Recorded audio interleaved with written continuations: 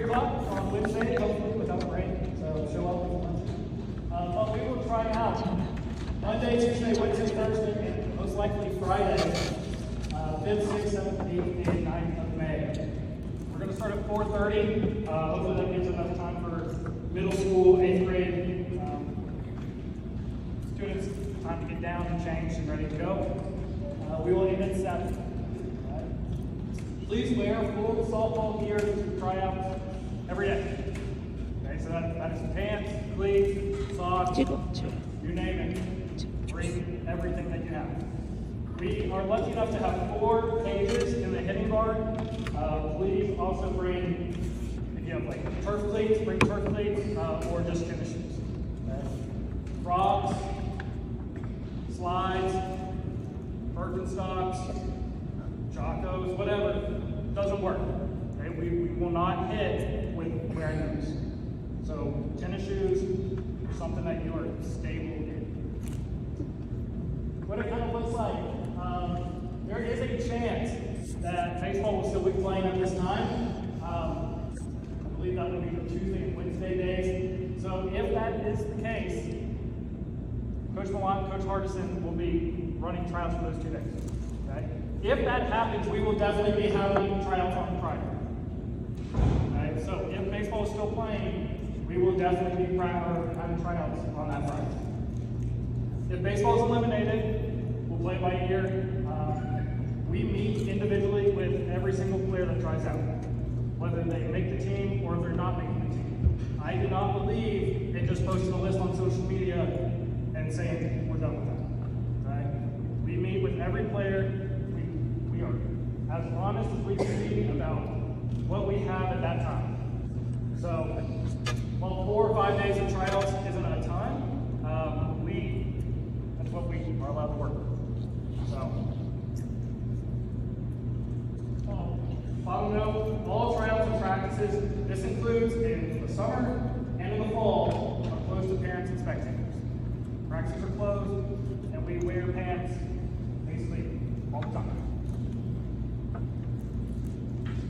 Summer expectations. So, with having tryouts in May, we do have workouts all throughout the summer. We have a couple weeks off for a dead week, and then also just an off week for vacationing and whatnot. All summer workouts take place on campus. All summer workouts will be optional as per DHSA policy. So, anything that happens over the summer is optional. Now, I do want to say as well, we play the first week of official practice. Okay? So, everything that we have to implement is implemented a lot during the summer, so these are very, very important if you're able to make it. If you're not able to make it, you have vacation, you have travel ball, you have college visits, whatever it might be, and I totally understand. But to get to where we need to be, they are super, super important for the development of the program. Summer workouts will begin the first week of June. We will most likely be starting that off with Kids Camp. We'll talk about the calendar here in a second. And typical summer workout will go Monday through Thursday, 8 a.m. to 11. Okay. Here's May. 5, 6, 7, 8, 9, 4:30 to 7. Your daughter will know if she is part of the program on Friday. Okay? If it runs past 7, please forgive me. Sometimes I run really late. But I want to make sure that your daughter knows exactly where she stands in the program and what we do and try to do it the right way. So if that Friday runs long, I apologize. Last couple years, that's been a parent meeting, so at least I didn't take your Friday night. The parent meeting will be Monday. That's at 6:30. I believe that will be in the media center, but we'll talk about that later. At that parent meeting, we will have an individual come and talk to us about fundraising. He came last year for us and helped us out one time there. He will be at that meeting as well, so it's super important. That meeting will be mandatory for players and parents as well. Then, that Tuesday, the next day, if your daughter is part of the program, we will fundraise together and kick off on that Tuesday night 4:30. The last week of May is a dead week. We're not allowed to do anything. Next slide. Here's June. Kids camp, Monday, Tuesday, Wednesday. Pick up workouts. That'll be the first summer workout on Thursday. And then we'll continue through the month. The week of July 4th will be a dead week.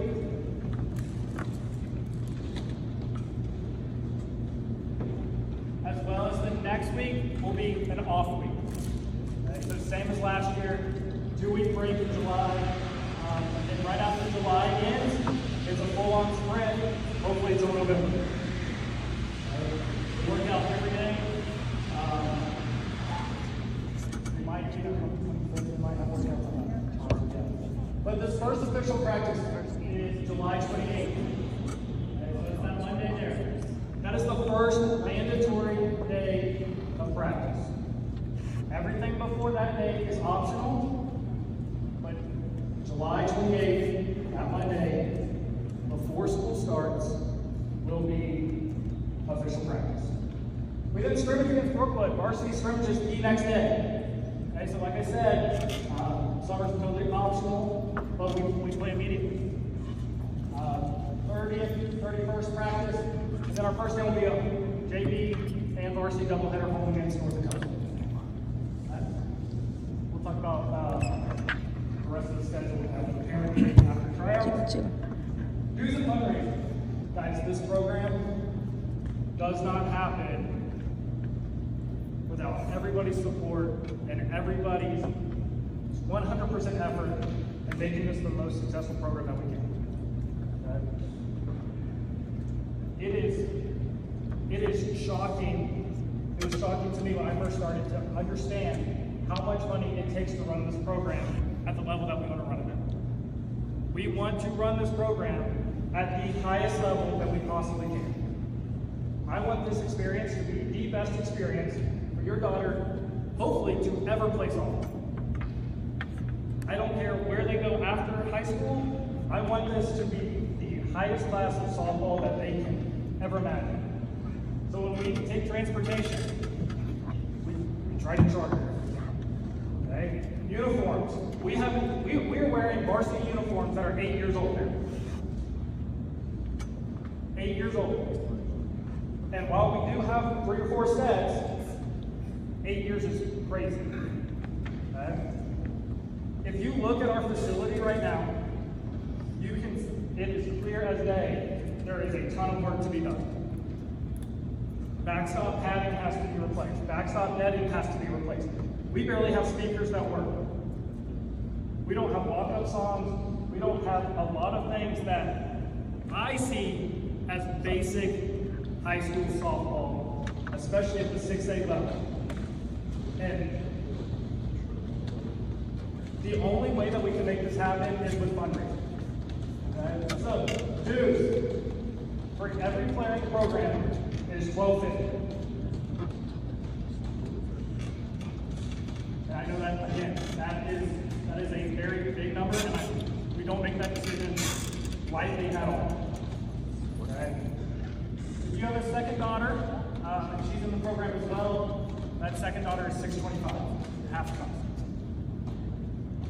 Again, like last year, we have sponsorships and donations to offset some dues, and we'll talk more about that come May. There will be one fundraiser for the program, and there will be benchmarks again this year for fundraising. Fundraisers put on through the program, though, when I talked about when the man's coming to talk to us at the parent meeting, that does not have anything to do with dues. So if you are able to raise $1,500 in fundraising, understand that is to the program. Okay?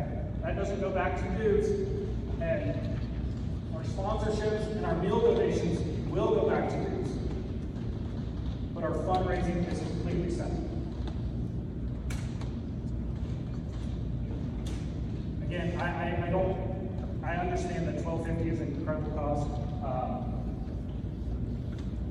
I hope you know, and I hope you can tell, for those that don't know me, how much this program means to me and how much your daughter means and will mean to me about how much and how nice we can make this place. Okay? I love Mill Creek. I love Mill Creek softball. And it does not happen without everybody on board with this.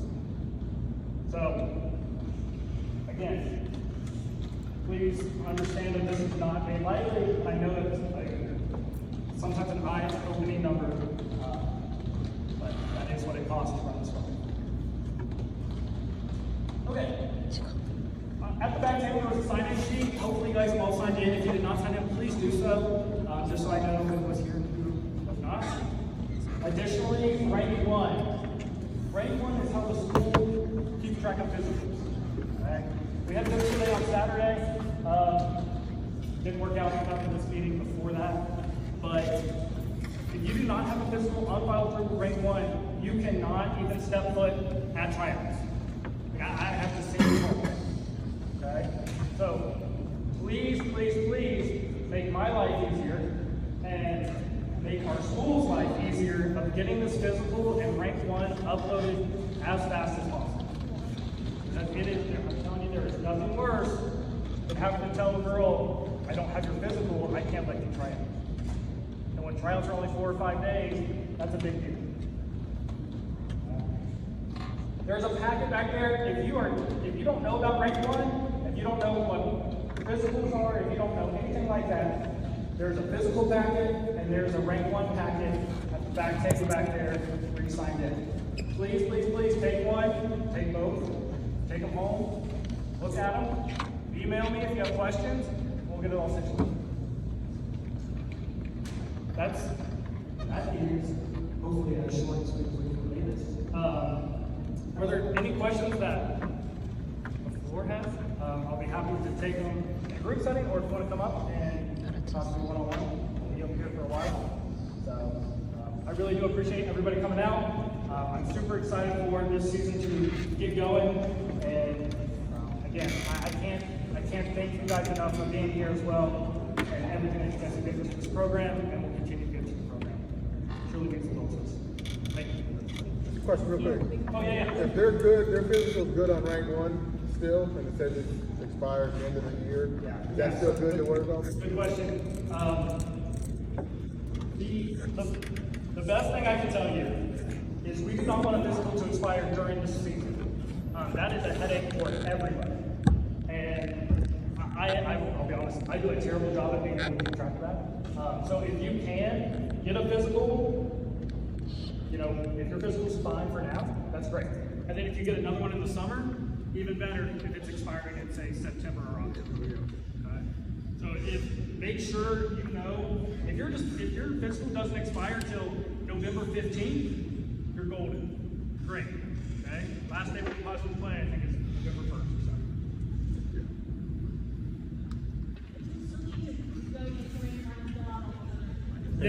Yes, rank 1, you have to fill out a whole bunch of forms. Okay? It's not just the physical, there's the insurance form, I think a liability waiver, a whole bunch of other stuff that I honestly don't really know. And they're all expired, so even if your physical's good, you have to redo all those other forms. Yeah, perfect. So redo all of that. Again, everything has to be green and clear in order to try it. If it is not, if there's the physical's done, but the insurance paper's not done, you can't try it. Yeah. Any other questions? I'll be up here, like I said. Coach Watts over there, Coach Hartson's over there. Please come say hi and ask me questions. 이건 인사.